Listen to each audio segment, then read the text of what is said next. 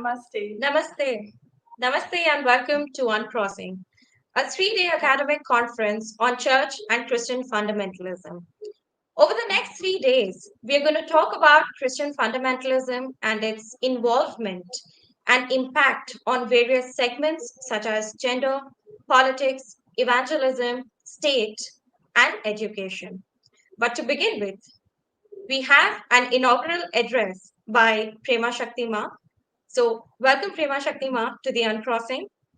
It's an honor, thank you, to Thank you be so here. much, Prema ji, for being here with us today.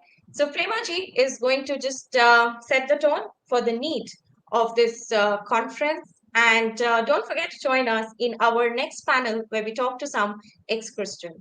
So, Prema ji, the floor is all yours. Please go ahead. Namaskar. If I would please request that we all calmly close our eyes and start with a prayer. Om Sri Ganeshaya Namaha, Sri Saraswatye Namaha, Sri Guru Charanakamale Namo Namaha. Om Asato Ma Sadgamaya, Tamaso Ma Jyotirgamaya, Mrityurma Mritam Gamaya. Namaskar. Om Shanti Shanti Shanti. So everyone, the reason I chose this prayer, Asato Ma Sadgamaya, from untruth or lies, please lead me to truth. From darkness, please lead me to light. And from death, please lead me to immortality. And I think that sets the tone for our conference because as Hindus, we are constantly combating lies and untruths about our religion. Hinduism comes from the greatest mother of all religions, which is Sanatan Dharma, originating in Bharat or India. And we were originally not even a religion. We were forced to compete in this race called religions due to so many political and different reasons, which we did not want to become involved in. But now Hinduism is recognized as one of the leading world religions. And we do not have to force anyone via conversions. People join willingly and organically through their own free will. They turn to Hinduism. And this is something we can all be proud of and admire. There are so many celebrities naturally turning to Hinduism now. And we have never had to force not a single person. So this is something we can be proud of as Hindus. And I am a daughter of Hinduism, although I was not born in India. I still see it as my motherland, and I'm very, very proud to belong to this tradition called Hinduism. Nowadays, many Hindus they've been deceived, and they have gone into this lifestyle where they feel they can be secular or spiritual, but not religious. And this is one of the downfalls, because even I was in the crowd where I thought I'm spiritual, but not religious. But we need to stand for something or fall for anything. And it's worth it to stand for Hinduism. So if we are looking at this conference, we are really treating some of the deception, the lies that was promoted by Christian fundamentalism. Now, not all Christians are bad or wicked, just like not all Hindus are bad or wicked, and not all Muslims are bad or wicked. There may be a few in between good persons who are really sincerely striving to live a good life. But because of the fundamentalists who are promoting the idea that only one way is right, this is where we have a problem in society, and this is causing the divisiveness and all the tension and conflicts unnecessarily. Because if we think about it, why would God create the human race in all its beautiful diversity just so we could fight each other and start wars? Why would he say one group of people is more lovable or more desirable than another group of people? If God is truly a loving father or mother, wouldn't he love all his children I'm a mother and I would always love my children. So I think of God as a loving mother and father who would not discriminate and think that one group of people is worse than another group. And when you think about Hinduism, we have always been inclusive, we have always welcomed everyone, and we can truly say we are among the most peaceful people on earth. When was the last time you heard of a Hindu group trying to commit genocide or wipe out an entire civilization? This has never happened in history. We have always been on the defensive. We have always been trying to protect ourselves. And this conference is very timely because so many Hindus have been bullied into silence. Uh, this inaugural speech that I'm giving, I'm actually doing it on behalf of my friend. His name is Broderick. He is the admin of a group called Universal Hinduism on Facebook. I am also admin of a group called Get to Know Your Dharma on Facebook. Both of us are passionate about Hindu Dharma. And Sean is from the USA. I am from the West Indies on the other side of India. And in every country of the world, I'm proud to say there are very staunch Hindus like myself who are very passionate about promoting Dharma. I will tell you a bit more about Sean. Sean is he learned from Sri Dharma Pravataka Acharya, who is based in New York, and also Sri David Frowley. These are Western gurus who actually know the Dharma very well, probably better than some Hindus. And Sean wanted to give you all a message. He has been an advocate for a long time for Hindu causes. So I'm going to read a bit of what Sean sent today. He was saying that for those who don't know me, I'm Sean Broderick from Omaha, Nebraska, USA. I'd like to start telling you a bit about myself. My spiritual experience began early in life. At the age of 4, I experienced events I now see as mystical and metaphysical. I had no understanding of such things at the time, of course. Looking back, I see them as a lesson. The lesson was that I am not this body. The lesson was that reality consists of more than the mental and physical or psychological and biological. The lesson was that a spiritual world existed beyond such normalities. Later in life, I was indoctrinated into Catholicism. This is Sean's story. I went through the sacraments, studied the Bible, prayed, and became a follower of Christ. That was how I developed a sense of devotion I would later put towards my Hindu practice. My time as a Christian was not negative. I was never the type who preached to others or wanted to convert them.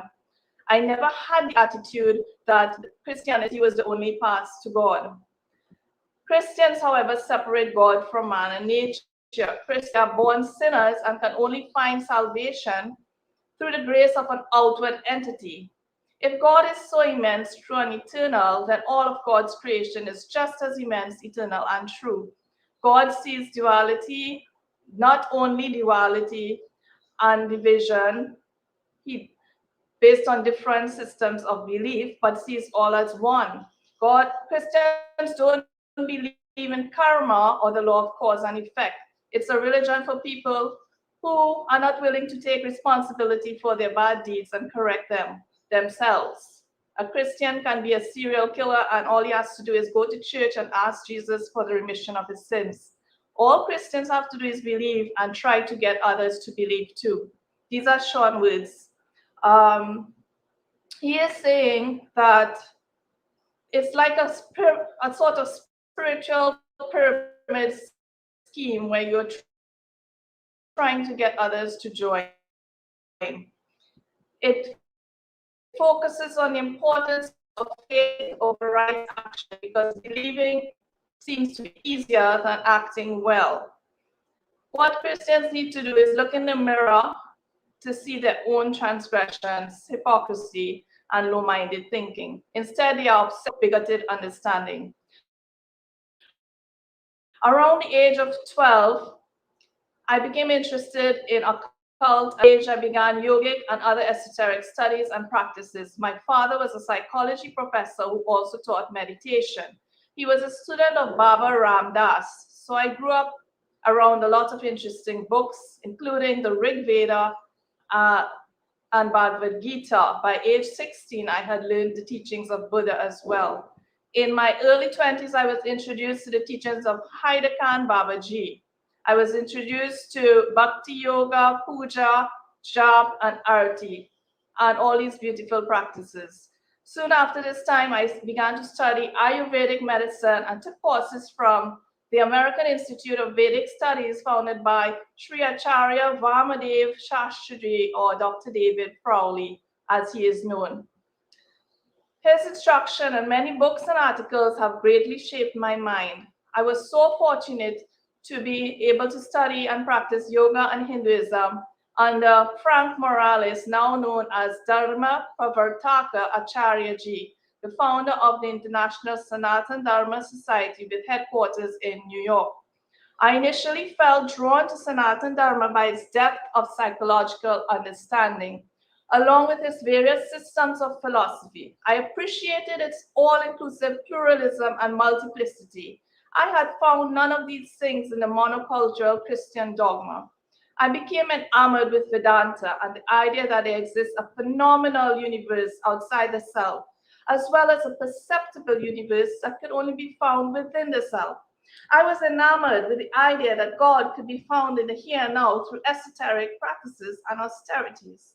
I became enamored with the idea that you are just a version of who I am, and that what I do to others, I actually do to myself. I admire the concepts of Atma and the divine self, Paratma, the divine or universal soul, Paratman, and Brahman, the spiritual core of the universe. I like the idea that these three were considered to be in union. I like how Hinduism focuses on inner knowledge and over outer belief. In the last decade or so, I've taken up the task of Hindu advocacy and activism. Hinduism is a very maligned and misunderstood religion, a philosophy and a way of life. Hindus have faced over 1,000 years of oppression and persecution. We currently find ourselves under attack from other religions, politicians, academia, and the media, and cultural appropriation has gotten way out of hand. Our conference today was organized in response to the racist and Hinduphobic Dismantling Global Hindutva conference, which ended up having more speakers than attendees. In a very real sense, all this may not turn out to be such a bad thing, as it will continue to wake us up and bring us together for a common purpose and cause, which is to defend Dharma. These bigots have awakened to a giant in the form of Dharma warriors. I do not want to see this great religion, philosophy, culture, and way of life abused, maligned, misappropriated, or understood. I do not want to see it dissipate or become anything less than it is. I want to see it become what it once was in days of yore, and what it can be again. Sanatana Dharma represents the world's most ancient, continuously practiced indigenous spiritual tradition with its own systems of medicine and psychology, architecture, astronomy, metaphysics, mathematics, and various art forms.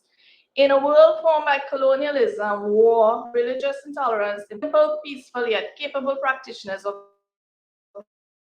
the Dharma, the ways of the ancient seers and the ways of indigenous cultures worldwide should have great value in this modern world. It is my hope that more of us can do our part to bring about a reawakening of Dharmic principles and a Hindu renaissance, which will be a worldwide phenomenon that has already begun. I know some may be thinking it's a little raised Christian to be thinking about things as Hindu rights. I understand it's a bit ironic. I don't consider myself to be a savior of indigenous Hindus. Hindus can and will save themselves. I'm just a piece of the puzzle. Here I want to add that Hindu is not about a particular race, which is Indians from India. Hinduism welcomes all people of all races from all corners of the globe. So I wanted to mention that as Sean is identifying as a white American, we welcome everyone into this Hinduism.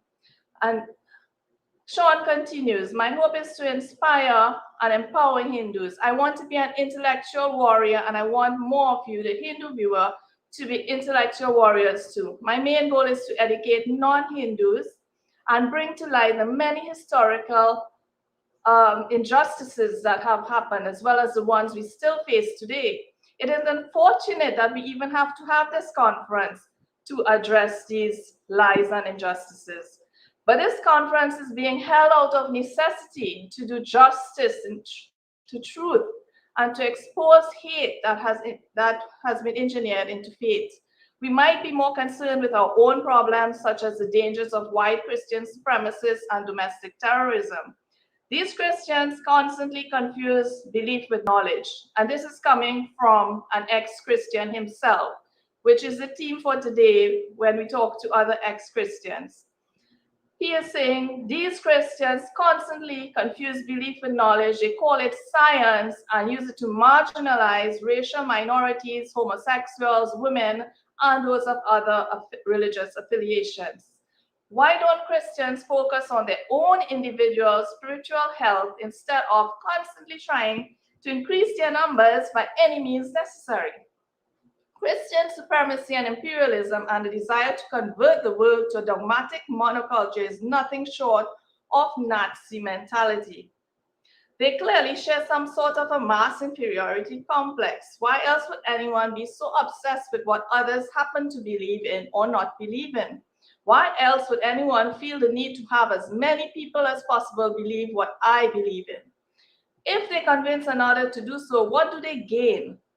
They gain pride. If they fail to convert you, then they will tell you you're going to hell. Their own Bible says that pride leads to destruction, which is ironic. But most Christians won't even read their Bible, much less understand it or follow its moral principles.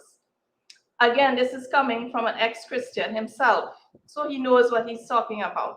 You see, Christian is based mostly on ignorance, fear, egotism, and schadenfreude, or finding pleasure in the suffering of others. It's not a religion as much as it is a crooked political movement steeped in imperialism. The various organized and institutionalized churches of the Christian faith exist just to gain power and to make as much money as they can. So Christianity is not a religion as much as a corrupted business. It's a form of organized crime that only seeks power over the world and anyone who follows another religion. They also tend to be against women's rights, immigrant rights, science, rational thinking, racial minorities, and so on. No, Christianity is not a religion in a very real sense. Christianity is much more a highly contagious mental illness. And this is coming from the the son of a psychologist. So again, I think he knows what he's talking about. I'd like to change course here and address the literary integrity of the Bible. The most popular version of the Bible is the King James Version, which was completed by 8 members of the Church of England. They had no original text to translate because none existed. Still, today, no original manuscripts have ever been found. The oldest texts that have been found were written hundreds of years after Jesus had died. There are over 8,000 of these manuscripts that have been found, and none of them are alike. Indeed, they all contradict one another. The aforementioned translators of the Bible did not use any of these manuscripts anyway. Instead, they edited previous translations and came up with a version to their liking, and Parliament could use to fool and oppress the masses. This is an example of how faith can become manufactured as a weapon for authoritative and imperialist governments and political movements. Besides, the great majority of Christians do not have a very good understanding of their own scriptures.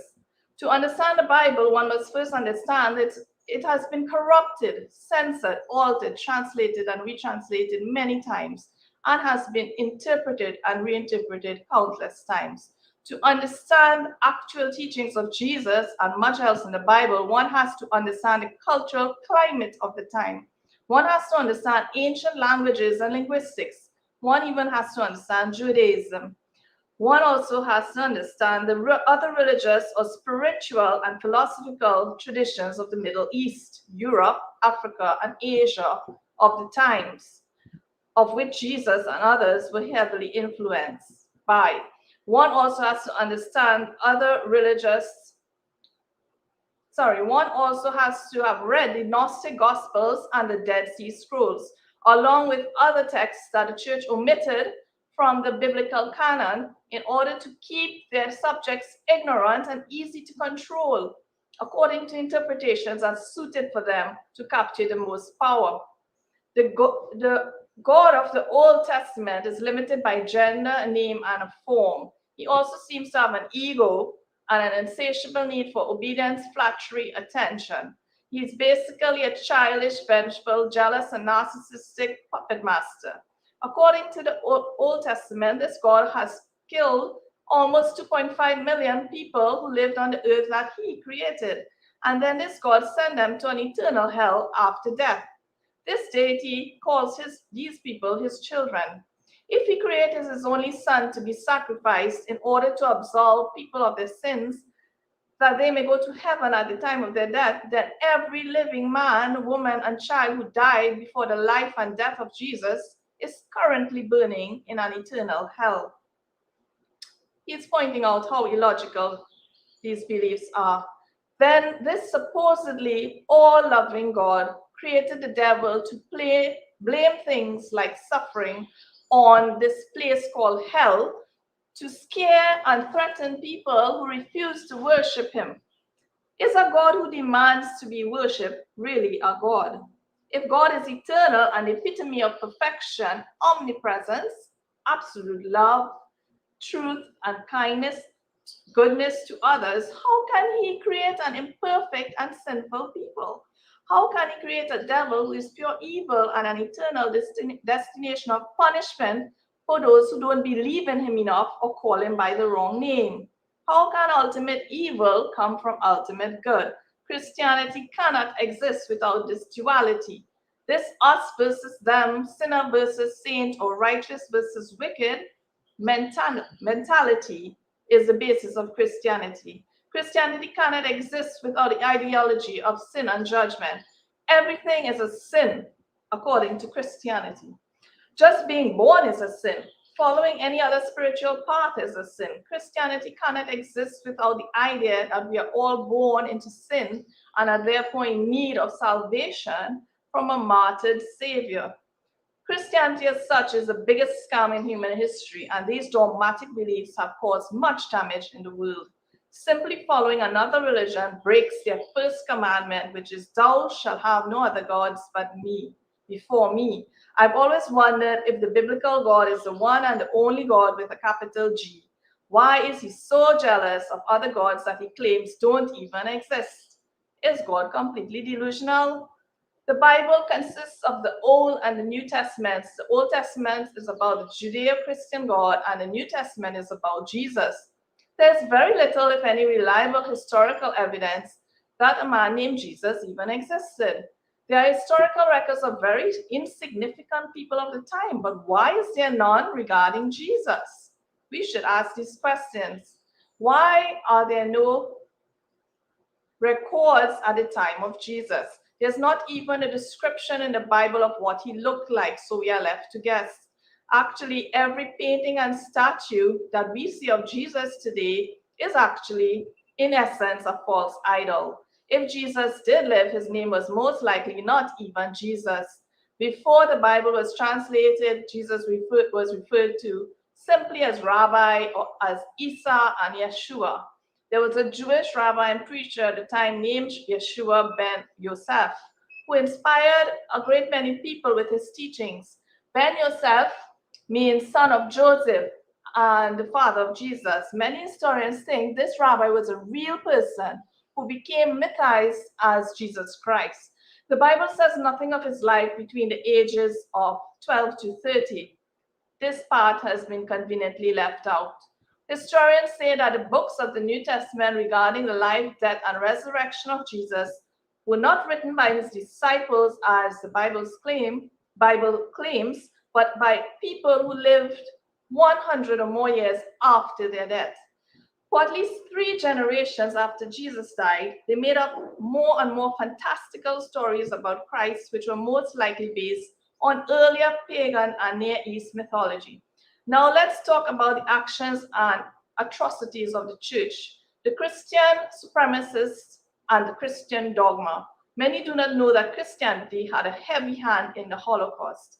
Many Europeans were anti-Semitic and blamed the Jews for the execution of Christ. In a speech on April 12, 1922, Hitler said, "My feelings as a Christian points me to my Lord and Savior as a fighter. It points me to the mind of a man who once in loneliness, surrounded by a few followers, recognized these Jews for what they were and summoned men to fight against them, and who, God's truth, was greatest not as a sufferer, but as a fighter."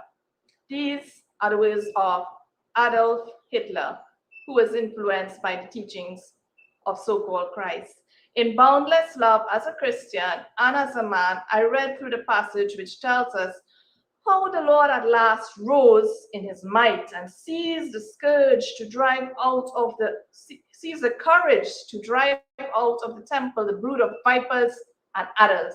Today, after 2,000 years, with deepest emotion, I recognize more profoundly than ever before the fact that it was for this that he had to shed his blood upon the cross.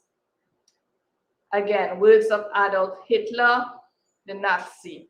Christians of all America often use Bible verses to defend what they saw as their right to own slaves and to perpetuate slavery, as well as to subjugate or control their slaves. They would work their slaves Monday through Saturday and force them to go to church on Sundays. The Bible has many verses supporting slavery. For example, in Ephesians, it says, "Slaves, obey your earthly masters with fear and trembling, with a sincere heart, as you would Christ." In Leviticus, it says, "As for your male and female slaves whom you may have, you may buy male and female slaves from among the nations that are around you. You may also buy from among the strangers who sojourn with you and their clans that are with you, and they may be your property. You may bequeath them to your sons after you to inherit as a possession forever." From the 1500s onwards, Christians have decimated Native Americans or the indigenous people of the Americas. They've done the same to indigenous peoples worldwide. Christians saw them as uncivilized savages, heathens, and devils. The injustices and genocides inflicted on these people are enormous and horrendous. Over 8 million Native Americans were assassinated. Women and children were given no special treatment. Around 1850, a famous Colonel John Milton Chivington of the US Army said, "Damn any man who sympathizes with Indians. I have come to kill Indians and believe it is right and honorable to use any means under God's heaven to kill Indians. Kill and scalp them all, big and little." This was a typical Christian attitude towards indigenous people worldwide. Another atrocity is the massive child molestation cover-up that has been going on for decades, if not for centuries, in the Catholic Church. Currently, Christians in the Central African Republic are practicing ethnic cleansing against the Muslim minority there. Over 100,000 have been killed. So we can see that these atrocities began long ago and are still ongoing in the modern era. Many in India know of the problems caused by British colonization, Christianization, and imperialism. They know of the Goa Inquisitions. They know of actual genocide, and they know of cultural genocide. Christianity is, after all, the great consumer of cultures. Many are also at least somewhat familiar with the incredible brutality and inhumanity regarding the Crusades, the Inquisitions, and witch burnings or Salem witch trials. Most don't realize that approximately 50,000 people in the New America and Europe, mostly women, were tortured and executed for practicing so-called witchcraft. Thank goodness I left the Christian dogma for the Hindu dharma and never looked back. After many years of contemplating life from a metaphysical, existential, and epistemological perspective, studying and practicing Taoist, Buddhist, and Hindu methodologies of self-inquiry and awareness, peeling back the layers of conditional identity, I've come to find that I'm the same consciousness that is in you, in nature, and in the cosmos. This is a beautiful and altruistic Hindu concept. Unfortunately, especially in this age and in these times, conflict seems to rule. So we must stay true to our individual dharma and we must come together to defend dharma as a whole. And Sean says, I'd like to end with a message to Christian missionaries in India. The favorite targets of the Christian missionary industry are Indian Hindus, many of whom have very little. They have their family, their culture, their religion. Missionaries break up their families, consume and appropriate their culture, and attempt to ridicule away their religion. Missionaries are not in India for any altruistic reasons.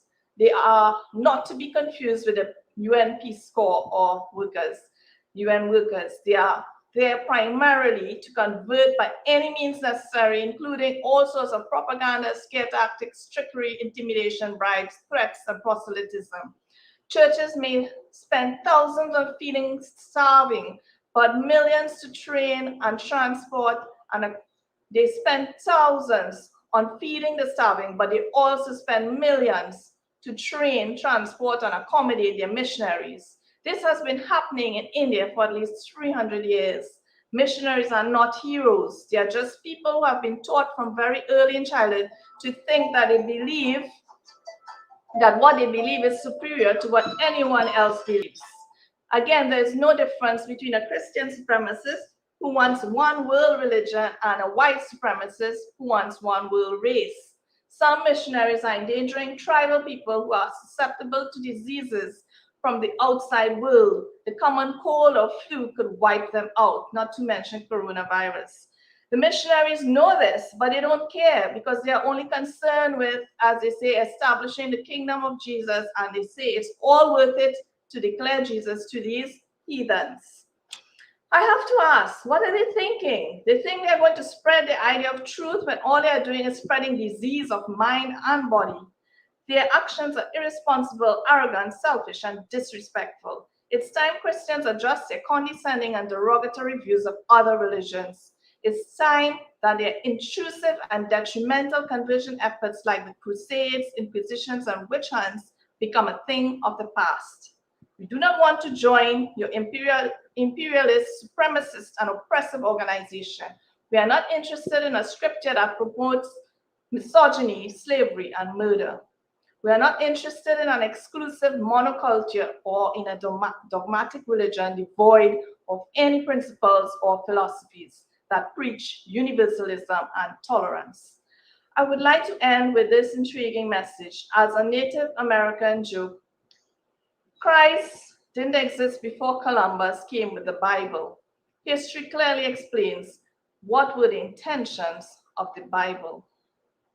And that was my good friend Sean Broderick's message for you. He could not be here.